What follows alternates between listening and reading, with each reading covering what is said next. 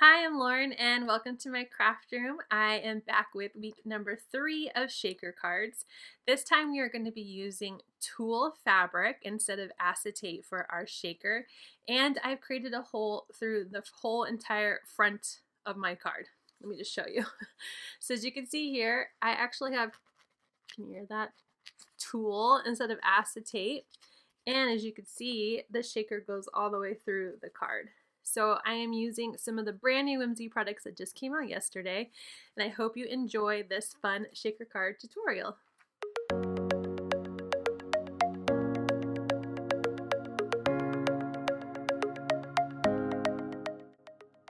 We're going to get started by working on what I think is the hardest part of this card, and that is centering this circle onto my pattern paper.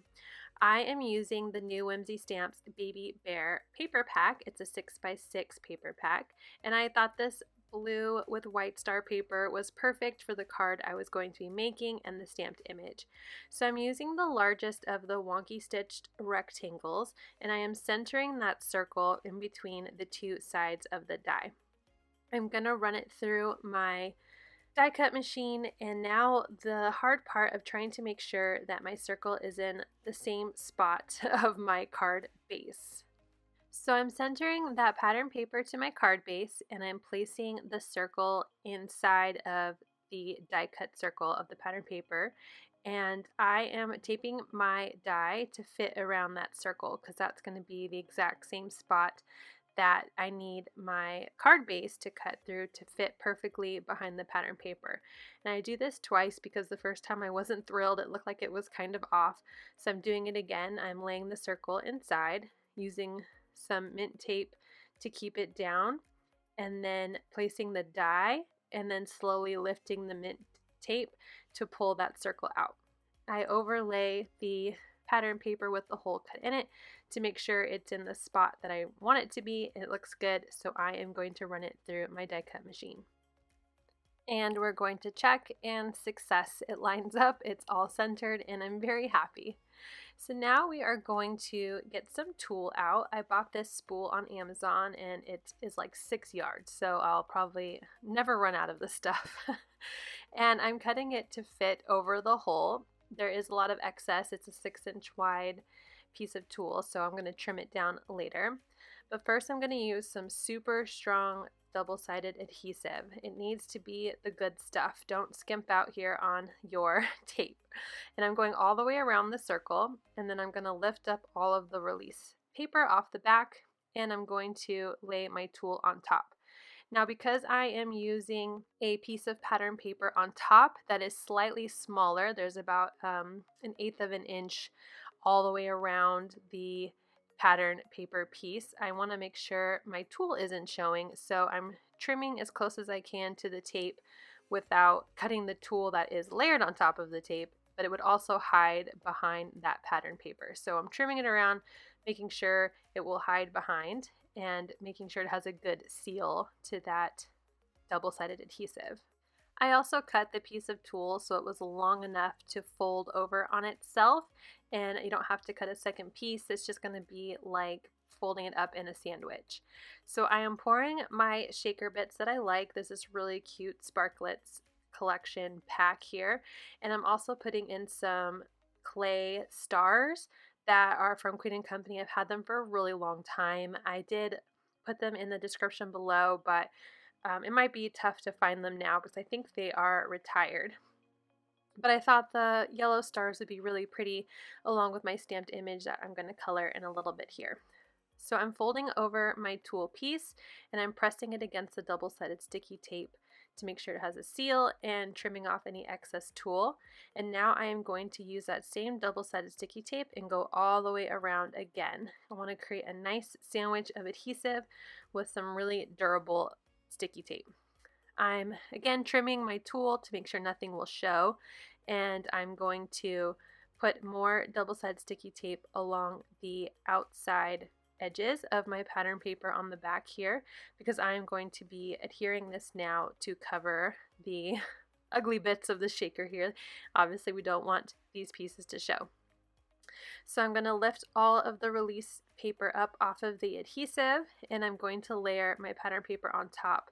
I'm also using a little bit of wet glue in the spots that do not have any adhesive to make sure there's a nice good seal.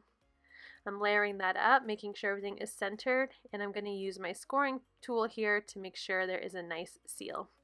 I'm going to shake it a bunch of times, make sure nothing is flying out, and it looks like we have a good shaker. Now I have this heart cut from the new Connected Hearts frame die, and I have this stamped image of the cute little bears in the moon. I just think it's so sweet. And I'm going to color this in using my Spectrum Noir Illustrator markers.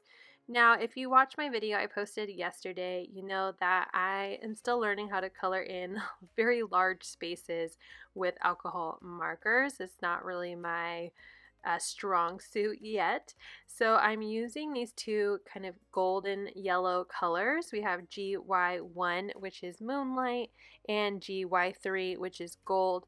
And I'm just going back and forth between the two colors to color in this moon until I like what I see, basically. It's not perfect coloring, it's not blended very well, but that's okay. That's not really my coloring style anyway, so I just keep going back and forth until I like the blend of color. Now for my teddy bears here, or bears, I'm coloring them in with earth brown tones. I'm using EB2, which is a natural brown, as well as EB3 cocoa. And I'm only going to be using these two colors for the darker browns. So my EB2 is actually my medium and my EB3 is dark. And then I'm going to come in with GB2 caramel, which is a lighter kind of cream brown color. And that's going to be my lightest color. It is a bit light, so I do go over everything again with EB2, my medium tone, to even it all out. So as you can see here, I'm coloring in now the highlight parts of my bear, and it's blending, because there's a little bit of that colorless blender in there, right? So it's blending everything and lightening it, so then I can go back with my EB2 and I can achieve the brown that I was going for these bears. So I'm just going to show you the coloring here of the first bear, and then I'm going to color in the other two with the same colors.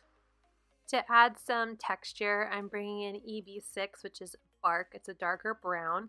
And I'm just adding some of those freckles that I like to add to my images in random spots to create some texture to their fur.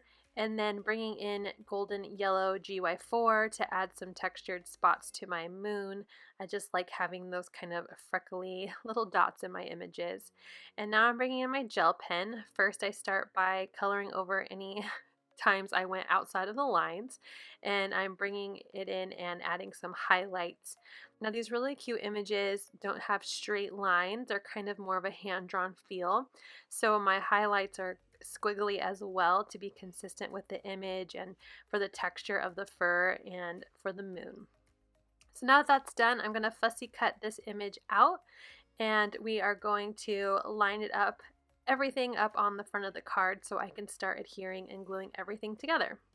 So for the moon, I'm just going to glue this straight on. I'm turned it over and centering it to my card and applying glue to anywhere the heart will touch the pattern paper outside of the shaker. I don't want any glue to touch the tool, so none of my shaker bits get stuck. And it looks good. So now I'm going to add my moon. I'm bringing out some dimensionals, and I know that the far left and the far right won't touch the shaker, so I am putting some dimensionals there. And then I'm just going to layer it over so I can see through the shaker and see what parts won't show, so I can add dimensions. So I'm layering it on there, I'm flipping it over so I can see, and basically most of the moon doesn't show. So I'm adding dimensionals everywhere behind the moon under those bears. So I'm going to take off that release paper and I'm going to put it onto the card, making sure nothing gets stuck and it looks good. So now that most of my card is put together, let's work on a sentiment. I'm going to be using the congratulations sentiment as well as one of the banner dies from the Quick Strips die set. I love this die set. It's perfect for sentiments. And I'm going to emboss onto the same blue paper that is used for my card base. So I'm stamping in VersaMark, the congratulations sentiment, and I am putting on some white embossing powder. I'm getting my tweezer here to help me hold my sentiment, and I'm getting out my little brush here to wipe off any powder that's in places I don't want it to be, because yet again I forgot to use my embossing tool. Oh, one day I'll remember. I have it like put away with my embossing things, and maybe I just need to keep it out. So now that I am done cleaning it off, I'm using my heat gun to melt down that embossing powder. I'm going to wait till it cools a little bit, and then I get out my foam tape to adhere some foam to the back of my strip. I am going to take off that release paper, and I'm just going to center it under the moon at the center of the card. I'm using my T ruler again just to help make sure it's centered. I am a type A person, and I like when things are perfectly centered. Now that my card is pretty much all assembled, I still want to add a little bit of bling on the front of my card. So I am going to take some of these really cute clear jewels from the same Sparkletz embellishment pack, and I'm going to use my jewel picker to lay them in various spots around my card. I also really liked those blue sequins, so I'm going to do some of those as well, and use my jewel picker and my wet glue to glue those down. Now I'm struggling a little bit with my jewel picker because I really need to clean it. I get adhesive stuck on it, but that doesn't mean you need a new jewel picker. You just need to clean it off. So anyway, after I finish with those, I thought, you know what? I need some of those little yellow stars as well. So I pull a few of those out and doing the same thing like I did with the jewels, just picking up those stars and gluing them down in little various spots around my card. And once that is done, I cleaned up my workspace and I realized I probably should put a white piece of paper on the inside. The blue looks nice, but I think the white will just make that shaker a little bit more vibrant and also give me some space to write something on the inside when it's time to send it. So here is the final card. I'm shaking it up. I love all the different shaker bits. I like that you can see through it. It's a lot of fun. There's texture to it with the tool and all the different shaker elements inside. Here's a close-up of the card. I hope you enjoyed this tutorial. If you're new here, please hit subscribe and like the video if you enjoyed this process. Thank you and have a great day.